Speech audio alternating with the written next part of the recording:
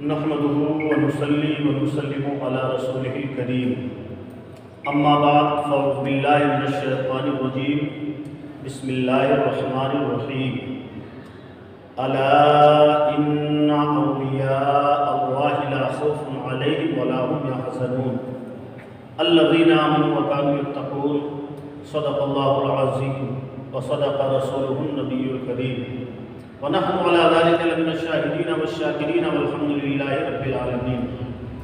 بارگاہ رسول میں ایک بار درود شریف پڑھ لیں۔ صلی اللہ علیہ وسلم صلی اللہ علیہ وسلم صلاۃ و سلام علیک یا رسول اللہ صلی اللہ تعالی علیہ وسلم۔ حضرات، آج کا موضوع ہے حضور سیدی سرکار اعلیٰ حضرت اور آپ کی دینی خدمات اور عشق رسول۔ سرکار اعلیٰ حضرت کو دنیا جانتی ہے، اپنے بھی جانتے ہیں، بیگانے بھی جانتے ہیں۔ اپنے جانتے ہیں، وہ ان کے جاننے کا انداز اور ہے، جو بیگانے جانتے ہیں، غیر جانتے ہیں، ان کے جاننے کا انداز اور ہے، کیونکہ سرکار اعلیٰ حضرت نے اپنی ساری زندگی میں ایسا درس دیا ہے کہ دور دور تک ماضی قریب میں اعلیٰ حضرت جیسی شخصیت جن کو اللہ نے مجدد اعظم عالم بنایا،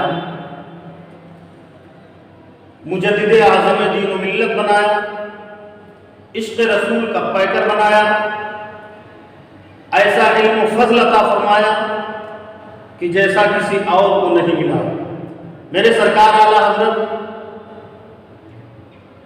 پیدائشی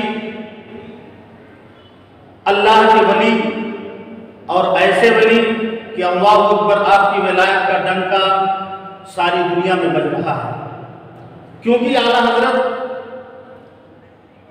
ایسے گھرانے میں پیدا ہوئے جن کا گھرانہ علم دین کی روشنی سے منور تھا، جن کے والد گرامی حضرت مولانا نقی علی خان رحمۃ اللہ تعالی علیہ بریلی شریف کی سرزمین پر اپنے علم و فضل کا دریا بہا رہے تھے۔ ان کے گھر میں چاند سا بچہ جب پیدا ہوا تو پورے محلہ سوداگران میں، پورے بریلی شریف میں ایک جشن کا سما تھا۔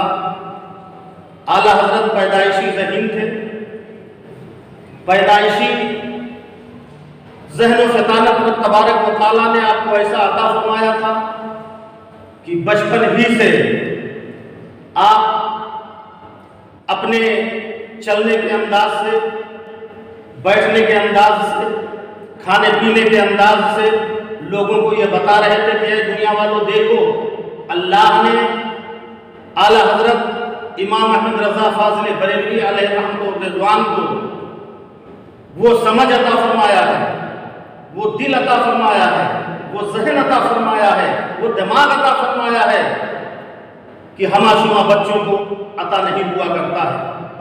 اعلیٰ حضرت نے 4 سال 4 مہینے 4 دن کی عمر میں جب بسم اللہ خوانی فرمائی تو اللہ اکبر، اپنے ہی گھر میں، آپ کے گھر میں آپ نے خود علم دین حاصل کیا، کہیں کسی اور استاد کے پاس جا کر علم دین حاصل نہیں کیا۔ آج کل لوگوں میں مشہور ہے کہ اشرف علی تھانوی اور امام احمد رضا ایک مدرسے میں پڑھتے تھے اور آپس میں کچھ تناؤ ہوا، کچھ تنازع ہوئے، تو اس سلسلے میں ان دونوں لوگوں میں الگ الگ فرقے بن گئے۔ انہوں نے اپنا بریلوی فرقہ بنا لیا، انہوں نے اپنا دیوبندی فرقہ بنا لیا، وہابی فرقہ بنا لیا۔ ایسا کچھ نہیں ہے، کتابوں سے ثابت ہے کہ اعلیٰ حضرت اپنے گھر کے علاوہ کسی مدرسے میں تعلیم حاصل کرنے گئے ہی نہیں۔ تو جب اعلیٰ حضرت کسی دوسرے مدرسے میں تعلیم حاصل کرنے نہیں گئے تو پھر اعلیٰ حضرت کا اور اشرف علی تھانوی جو پیشوائے وہابیہ ہے اس کا اور آپ کا ساتھ ہونا پھر ناممکن ہے۔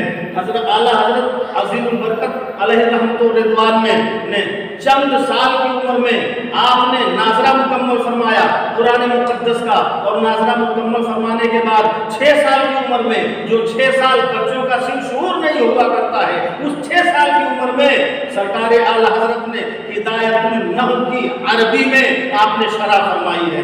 اللہ اکبر۔ 8 سال کی عمر میں آپ نے بہترین اصلاحی تقریر فرمائی ہے۔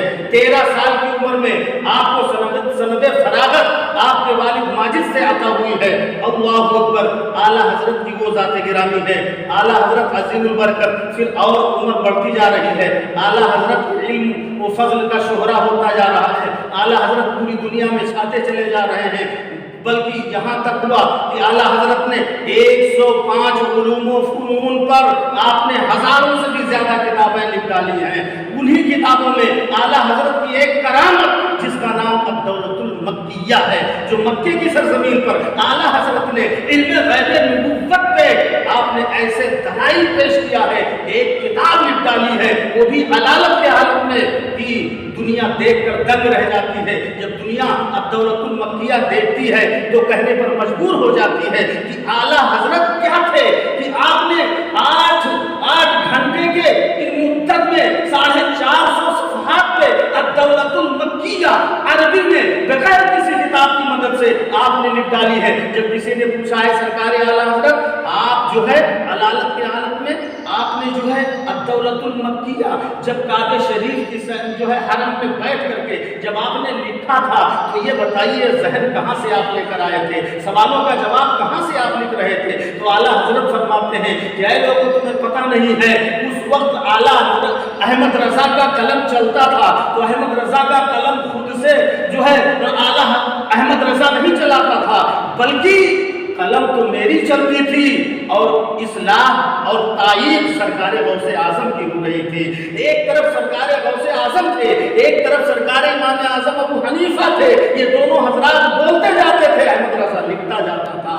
اس مدت میں 8 گھنٹے کی مدت میں آپ نے الدولۃ المکیہ لکھ کر کے دنیا کو بتا دیا کہ اے دنیا والوں دیکھو میرے سرکار کی عظمت کیا ہے، میرے سرکار کی رفعت کیا ہے۔ اور جب کہنے پہ آئے تو اعلیٰ حضرت نے کہا سرور کہوں کہ مالک و مولا کہوں تجھے، باغ خلیل کا گلے زیبا کہوں تجھے، یا رسول اللہ علیہ السلام آپ جیسا دنیا میں کوئی نہ آیا ہے نہ آ سکتا ہے۔ اسی لیے اعلیٰ حضرت نے فرمایا سب سے اعلیٰ و اولا ہمارا نبی، سب سے بالا و اعلیٰ ہمارا نبی، سب چمک والے اجلوں میں چمکا کیے، اندھے شیشوں میں چمکا ہمارا نبی، اور کیا خبر کتنے تارے کھلے چک گئے پر نہ ڈوبے نہ ڈوبا ہمارا نبی، خلق سے اولیاء، اولیاء سے رسول اور رسولوں سے اعلیٰ ہمارا نبی، غمزدوں کو رضا مزدہ دیجے کی ہے، بے کسوں کا سہارا ہمارا نبی۔ اعلیٰ حضرت جہاں پر ایک عظیم عالم دین تھے، فقیہ تھے، مجدد تھے، مفتی تھے، مدبر تھے، وہیں پر آپ جو ہے ایک بہت بڑے عاشق رسول تھے، نائب رسول تھے۔ اعلیٰ حضرت کو عاشق رسول کہلانے کا حق تھا، نائب رسول کہلانے کا حق تھا۔ آپ کی ذات سے بے شمار کرامتوں کا بھی ظہور ہوا ہے۔ اب ایک کرامت آپ حضرات کے سامنے پیش کر رہا ہوں۔ اعلیٰ حضرت سفر حج پہ جا رہے ہیں، اللہ اکبر، آپ کی والدہ ماجدہ بھی ساتھ میں ہیں۔ اس وقت پلین کی سواری نہیں تھی، اڑنے والی سواری نہیں تھی، سمندر میں چلنے والی سواری تھی، جہاز کے اوپر آپ سوار جا رہے تھے، پانی والے جہاز سے آپ کی والدہ بھی آپ کے ساتھ میں تھی، اور جب وہ سفر کرتے کرتے کشتی جب بیچ سمندر میں پہنچتی ہے تو وہاں طوفان اٹھ جاتا ہے، اور طوفان اس طرح کا اللہ اکبر کہ لوگوں میں بحران مچ جاتا ہے، یہاں تک کہ وہ کشتی کا ناخدا ملاح جس نے کہہ دیا کہ اے لوگوں اب کشتی کا بھنور سے نکلنا مشکل ہے، یہ بھنور سے کشتی اب نکل نہیں سکتی ہے، لہٰذا اب تم لوگ اس خدا کو یاد کرو، پروردگار کو یاد کرو، اپنے رب کو یاد کرو، اب ناممکن ہے اس سے نکلنا، اب توبہ و استغفار کر لو۔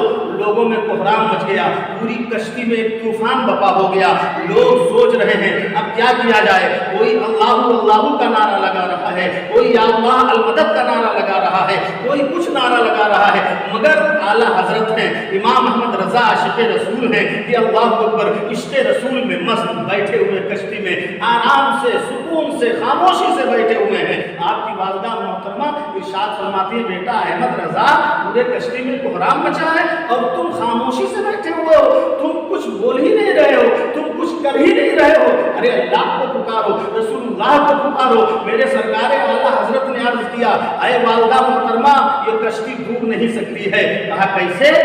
मल्लाह ने, ना खुदा ने, कश्ती के कैप्टन ने, कश्ती चलाने वाले ने ऐलान कर दिया है कि अब कश्ती भंवर से निकल नहीं सकती है, कश्ती तूफान से निकल नहीं सकती है। तुम कहते हो कश्ती डूब नहीं सकती है। आला हजरत फरमाते हैं, हाँ हाँ मेरी वालदा खुदा की कसम ये कश्ती डूब नहीं सकती है, क्योंकि मेरे मुस्तफा ने फरमा दिया है कि कश्ती पर सवार होते वक्त अगर दुआ पढ़ ली जाए वो कश्ती भंवर में डूब नहीं सकती है। ऐ वालदा मोहतरमा मैंने वो दुआ पढ़ ली है, उठाया कलम, लिखना शुरू कर दिया।